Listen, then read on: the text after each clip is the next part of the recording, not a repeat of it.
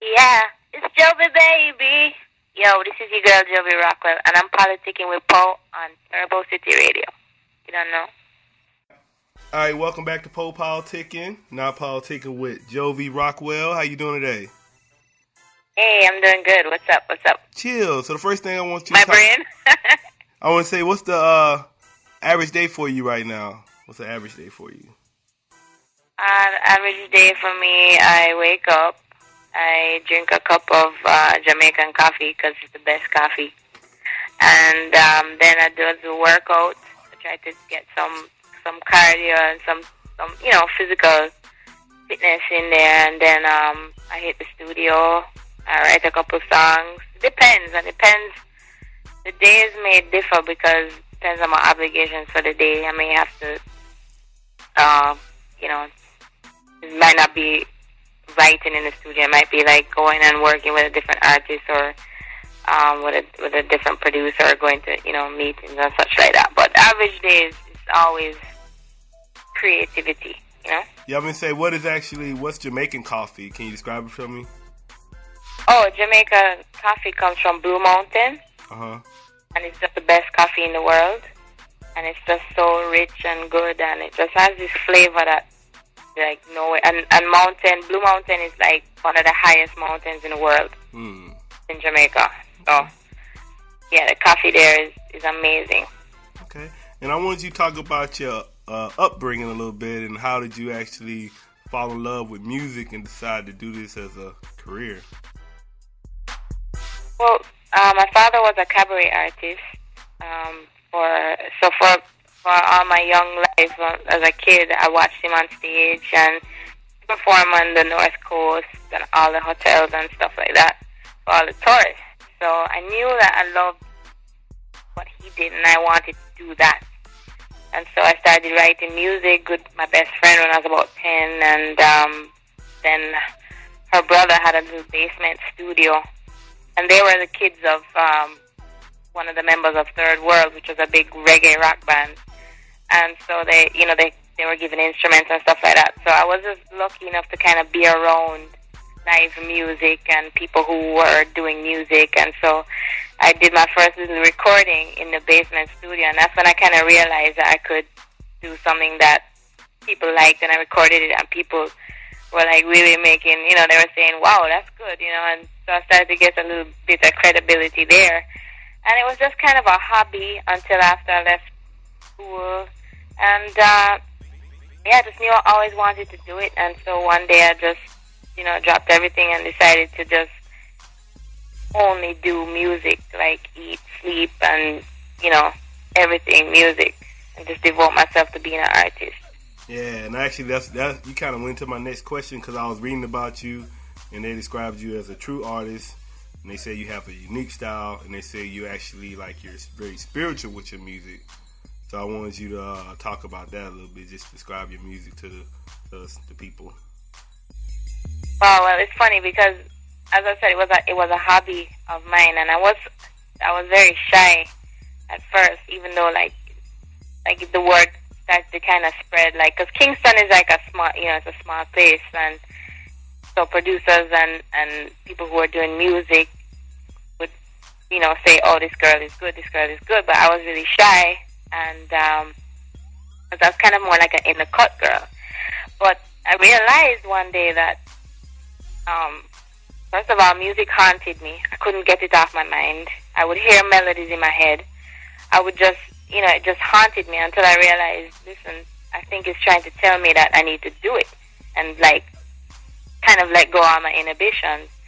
And then when I said to myself, you know what, I could work a dead-end job because I just got out of school and I was working a job, and I said, or I could just do music, and just work after a dream that way, because I was in a parking lot and one of my coworkers must have been working there for 50 years. I don't know. She was an old lady on her cigarette break, and a friend of mine, another coworker, was in a breakup. They asked me to sing a song for them. And she heard me, and she was so disgusted by my voice. She couldn't even look at me. She turned slightly sideways and corner-eyed me. I was like, yo, I can't believe that you're in a dump like this with the rest of us suckers and you have a voice like that. And she turned her face in disgust. And that was it. I just said, you know what? What she said to me hit me like a ton of bricks. It was just like a light bulb went off in my head, and I said, you know what? That's a sign. I have to just do this. And and that's how I ended up actually like going after that. And then the reason why I say it's spiritual is because it's kind of like it just comes to you. It's kind of like something that just comes to you, and then you just, you write the lyrics. Sometimes I'll be having like a bad day or whatever, and I just don't know how to get through it. And I'll lay down or take a moment to myself, and then for some reason, like, words just come to me, and like something like my inner conscience says, just write a song, you feel better. And I do that, and then it ends up being the answer to whatever I was wondering. And I just kind of feel like I'm no different from everybody else, and that's why I do what I do, because maybe people ask the same questions or feel the same way, and I just want to relate and connect with people, on a musical level. And I've just been on that musical journey ever since. Okay, and you talked about your coworker, and I want to know who you consider some of your other influences in your life. My father was a big influence because he was, as I said, a cabaret artist. He recorded some songs back in the late 70s and early 80s, and he had one hit in Germany. But where I'm getting at is that he never really had a chance to be a big recording artist. He's more known by many greats in the industry, Sly and Robbie, Barry Hammond. He grew up with them, and they used to share the stage. But he was known as just a great performer, and he impacted people's lives, because once they found out that he was my father, they would come to me and see me at a show or whatever and say, boy, I didn't know that you were such and such daughter. Like, I can't believe this. And it's like, it inspires me, because I want to pick up where he left off, kind of, and just kind of go all the way and, like, become a big success, kind of like for me and for him too. He didn't get a chance to get his foot through the door, so it's kind of another thing that really inspires me, and it keeps me going. No matter what life throws at me, I just think, I think about that, and I keep carrying on. Okay, and what about as far as your fashion? Who influenced you there? Because you really I like your style, really fly style. So where does that fashion come from? Thank you. It's funny you would ask me that, because my mother is she's well known in Kingston as a stylist. She had like one of the, like in the 80s, she had the biggest hair salon, and it was kind of like a trendy place where you could go. If you're going to anything major, you would go there, and she had like clothes there and stuff, and she's known for styling in the industry and the fashion industry down there. And I mean, she herself is a fashionista. Like, she's 60 something right now, and I'm telling you, like, she kill it even if she go to the grocery store. And like, just growing up around that, like, I grew up in a beauty salon. I grew up around women who are always doing their nails and talking fashion and the fashion magazines and bringing down fashion from the States and stuff like that. And that influenced me a lot. And music to me and fashion go hand in hand, because it's an attitude. And the attitude is what you portray in your tone, in your dressing. It has to go in it with a balance. I think, music and fashion is one thing, one big attitude, and that's kind of how I incorporate my whole style. And my big fashion influence is my mom. And as I said, growing up around hotties. Okay, and what you listen to in your iPod right now? Like, who you listen to? Who do I listen to? Mm-hmm. I listen to Kanye West. I listen to Bruno Mars, new school, old school. I listen to a lot of Stevie Wonder. I really love Stevie Wonder. I listen to, MJ. And I listen to a lot of, I listen to many different things. Like, you wouldn't even believe, just like different moods, different things. Marvin Marvin Gaye. Depends on how you're feeling. Amy Winehouse. You know. All right. And I wanted you to talk about some of your current projects right now, because I saw you just came out with a video, Dilly Dally. Yeah. So you got, I know you got a mixtape too. I just downloaded that too. So I just want you to talk about them a little bit.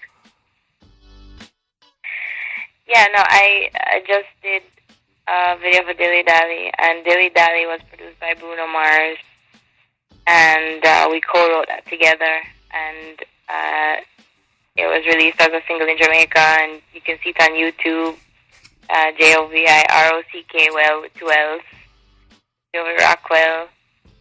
Yeah, no, it's a up-tempo party track. It's just a song about making something out of nothing. You know, as an artist, a lot of times people like to tell you, especially when you're on the up and come up, they'll tell you, you need to get serious, you need to have a plan B, like, this is not for real. And I took that and sort of made it into a song, kind of like, yeah, we're doing nothing but we're making something. Don't you hear what I'm saying? I'm chilling, kind of like, you think we're not doing anything, but I'm creating a vibe, and I'm manifesting my happiness. So it's kind of like sort of rebellious, not too rebellious, but kind of like stuck on that type of song. Okay, and outside of music, what are some of your interests and hobbies? I like to cook. I come up with like my own dishes, and I like to write outside of like writing songs. I write short stories. I have a couple of film ideas. I have it stored in my files somewhere. And yeah, I just those type of things. What do you consider your best meal that you can cook? Best meal that I can cook? There's so many. Let me see. I can do curry really well. I can make ackee and sawfish. I make this rice with. I like Eastern type of food and Mediterranean type of food, but I cook Jamaican food because I'm from Jamaica. So I can make ackee and sawfish and dumpling and banana, and I need my own dumpling. You know, I've been told that I make the best dumplings in the world, and I get that from. It's in my DNA. It's been passed down from my father because he made the best dumplings. He taught me. So apparently I make the best dumplings. You know, they're not too hard. They're not too soft. They're just perfect, and I make designer dumplings. So I take a while to knead them because I make them look like kind of like a masterpiece. And that's how I like to make my food too. It has to look like I could just take a picture of it and I could sell it at an auction somewhere. That's right. I'm kidding. I was gonna say, so how long have you been making music professionally? Oh wow, I've just been making music professionally for a good while now. Yeah, on 7 years or so. All right, and I want to say, what do you consider one of the most important lessons you learned so far? One of the most important lessons that I've learned so far is that time is the greatest equalizer, and sometimes you set goals for yourself and it doesn't happen when you expect it to, but special things happen when you least expect it, and it's just for you to keep something called faith and to be perseverant and to know your self-worth as an artist and just stick to that, you know, because it's not going to happen overnight, and like anything through the pages of history, you know, Rome wasn't built in one day. It takes every step, every moment, every positive thought, everything that goes into building a career. You know, it takes time, and to just have patience and just believe in yourself. Just believe in yourself first, because your manager could believe in you, your publicist could believe in you, people could believe in you, but when you don't believe in yourself, there's a big problem. And sometimes you have to look at what's blocking things, and it really starts with yourself. Yeah, I like that how you said positive thinking, because I try to focus on that the most, because you know your thoughts are everything. That's where it starts. Totally. All right, and I want to know, since you say you've been doing it for 7 years, what are some of the setbacks or sacrifices you went through so far? Oh wow, as an artist from Jamaica, I've, been, been kind of like a tug of war thing about, kind of being put in a box. I don't like put in a box. I think I said one time, all time you belong in a box is when you're dead. And I'm going to revise that because I think you belong in a box when you're dead, because I don't even want to be put in a box, even at that point. I want to be free. I want to be able to express myself as an artist and evolve and grow and invent and create, And it's kind of like in the industry, sometimes they want you to sound one way and then they want you to sound the other way because there's a bunch of people that have been sounding that for a while now. So why don't you just... And it's kind of like that, and just your accent and different things. Because kind of when you're doing a crossover thing, it's very technical. It's very technical, and I've had things like that where you kind of want to change you completely, and you don't, as an artist, you don't ever really want somebody to change you, because you're the only person that can truly define yourself, because you are the living artist. So it's for you to define yourself, and I mean, those are things you face. I mean, I've been, as an artist, I've been shown, taken to the mountain, figuratively speaking, and, being fall right back down, and you have to start again. You have to start from the one step all the way up. And it's kind of like that. Like, I've had a record deal, I've had, and there's just so many things, but you can't stop, because the only people who stop are the people who give up, and they're called quitters. And you can't be a quitter in life, no matter what you're doing, even in your job or whatever. You cannot quit, because then you're a loser. If you know that you keep doing something and you never quit in life, it doesn't matter what you have, you're always going to be a winner. You'll always be a winner. So, it's just kind of things like that, All right, that's cool. That's cool. You kind of went to my next question. Well, I'm gonna ask you anyway, because I'm also doing this thing. I'm doing a project and I'm studying success. So I want to know, what would you consider the number one success principle for you? When I'm on a professional level, what would be the number one successful thing for me? As an artist, to have my music connect globally with everyone on the globe that I can possibly reach to. I'm sure I'm not going to reach to the indigenous people in the rainforest, but you know what I mean. Like, everybody who has a radio, who has means of technology to hear. I want to sing and tour. I want to do a world tour, have successful records, eventually in films. I want to impact people's lives. I really love people, and I'm interested in people, and I'm interested in having them hear what I have to say or have to give. And when I get to that level, I would feel that I would have reached a level of success that, would be ultimate. But I can't really say ultimate, because once I've gotten there, maybe there'd be another thing that I need to do. I won't know until I've gotten there. But to me, global success and interacting with people, singing for people live all over the world and things like that, that would be my great success. Okay, what would what would you like to tell your fans? What would I tell my fans? Yeah, what would you like to tell them, your fans, your supporters? What would you like to tell them? I would just tell them, hold tight, because I'm gearing up right now where I'm about to rock it off. And I'm going to take them on such a fantastic ride that they will never forget. And that's what I would tell my fans. Okay, and I want to say... Get ready, because we're about to go on a serious ride. Okay, and I want to say thank you for coming through Politickin with me, Jovi. Appreciate it. Not a problem. Anytime. All right, and I want to say you want to tell them. Big up everybody over there. Yeah, I want to say you want to tell them how to hit you up, your Twitter, Facebook, all that. Oh, yeah, definitely. I'm on Twitter. It's JOVI_Rockwell on Twitter. And I'm on Facebook, Jovi Rockwell, and MySpace. And I have a website, is JoviRockwellOnline.com.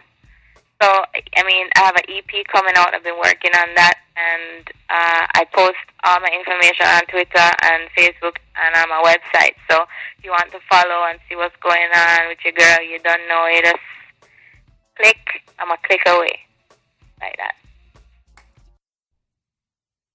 Yeah, it's Jovi, baby. Yo, this is your girl, Jovi Rockwell, and I'm politicking with Paul on Turbo City Radio. You don't know?